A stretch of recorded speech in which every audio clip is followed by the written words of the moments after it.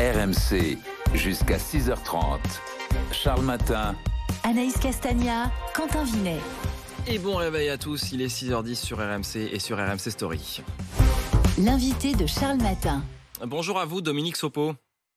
Bonjour. Vous êtes le président de l'association SOS Racisme depuis plusieurs semaines. On voit et on en parle sur RMC, ces manifestations de mouvements d'ultra-droite nationalistes qui se multiplient. Dernière en date, c'était samedi, c'était à Annecy, en Haute-Savoie. Ouais, un groupe d'ultra-droite a déambulé dans les rues de la ville mardi soir pendant une demi-heure en chantant des slogans comme « Bleu, blanc, rouge, la France aux Français » ou encore « Europe, jeunesse, révolution ». La manifestation était interdite.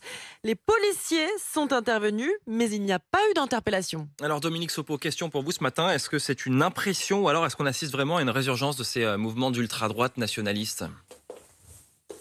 Alors, ce que l'on voit en tout cas depuis plusieurs mois et singulièrement depuis plusieurs semaines, c'est au-delà de savoir si le nombre de personnes qui militent dans ces groupes augmente, où on peut penser que là on est sur quelque chose d'assez stable sans doute, ou en tout cas c'est ce que les spécialistes estiment.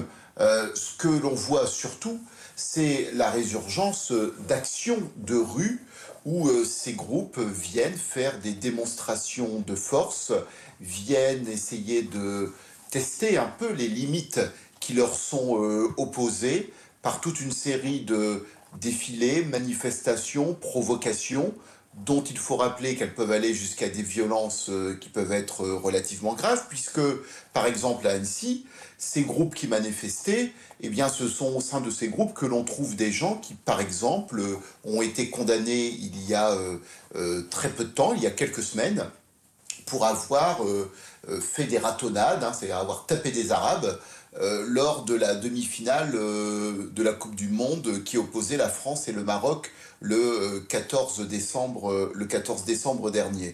Donc on voit bien qu'il y a en tout cas une activité visible et visant à impressionner et à être présent dans l'espace public qui là a singulièrement augmenté. Mais pourquoi maintenant ?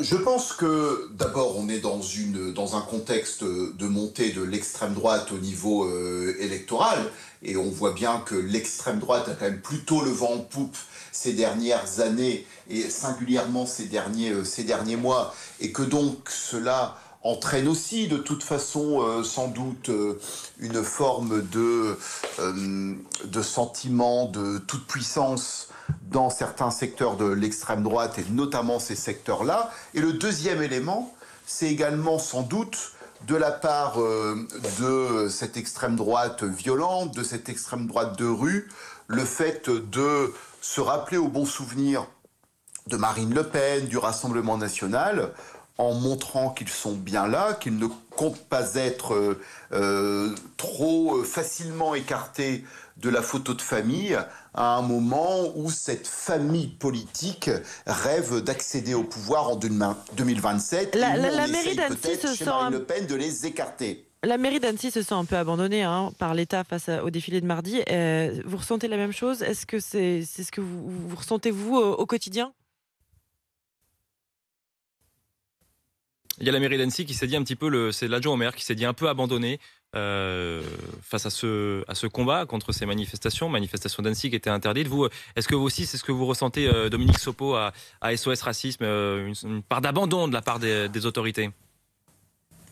Après la démission du maire de Saint-Brévin qui lui-même disait son sentiment d'abandon, je pense en tout cas que l'État doit sérieusement s'interroger sur quand même l'absence d'empathie ou la faiblesse de la réaction visible en tout cas face à ces groupes. Ce qui est sûr, c'est que ces dernières années, il y a eu une sous-estimation manifeste de la dangerosité de ces groupes, qui peuvent aller jusqu'au terrorisme, pas forcément ces groupes-là, mais il y a eu aussi quand même cette montée du terrorisme d'extrême droite qui pendant longtemps n'a pas été pris suffisamment en compte parce qu'on était très concentré sur évidemment les risques représentés par le terrorisme islamiste.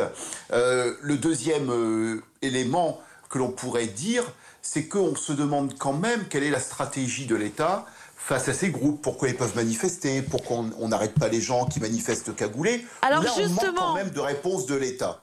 Justement, question, est-ce qu'il y a une forme de complaisance du pouvoir à l'égard de ces mouvements nationalistes ?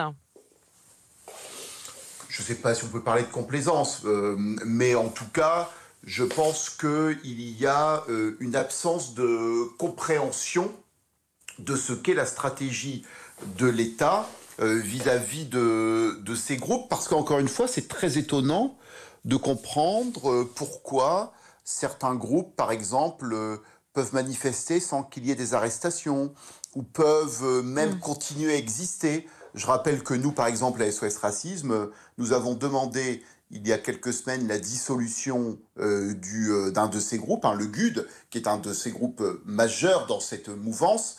Nous avons demandé sa dissolution au ministre de l'Intérieur. Nous attendons toujours ne serait-ce qu'une réponse. Justement, il y a Jean-Luc Mélenchon qui a dénoncé, je cite, la permissivité du ministre de l'Intérieur, Gérald Darmanin. Est-ce que vous, à SOS Racisme, Dominique Sopo, vous êtes sur la même ligne ? SOS Racisme note, en tout cas, qu'il y a une absence de réponse rapide, ferme, de la part du ministre de l'Intérieur lorsqu'on l'interpelle sur le GUD de Paris. Voilà, et je constate par ailleurs qu'il y a sans doute peut-être une sous-estimation de la dangerosité de ces groupes ou de tout ce qui vient faire violence d'extrême droite et qui a conduit par exemple à Saint-Brévin à ce qu'un maire démissionne parce qu'il estime que les autorités n'ont pas répondu, n'ont pas pris au sérieux ce qu'il disait ressentir comme agressivité représentée par des personnes qui étaient manifestement de l'extrême droite violente.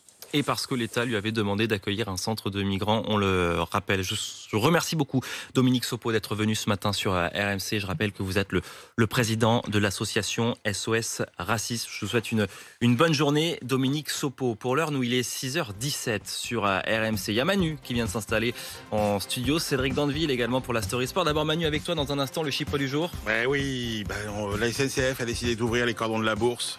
Va falloir en profiter. Ah, super. Les billets vont coûter moins cher. Alors, il y a déjà des bonnes nouvelles de remboursement pour ceux qui ont été victimes des grèves. Et puis, oui, petite promo sympa mardi, des billets à 1 €. Ok, je serai sur le qui-vive. La Story Sport avec toi, Cédric, tu nous parles de... Eh bien de rugby, parce que ce soir, le RC Toulon est en finale de Coupe d'Europe et on va voir que pour certains supporters toulonnais, ça pourrait être une soirée un peu schizophrénique. Pilou pilou, comme on dit. Donc, bon réveil à tous sur RMC.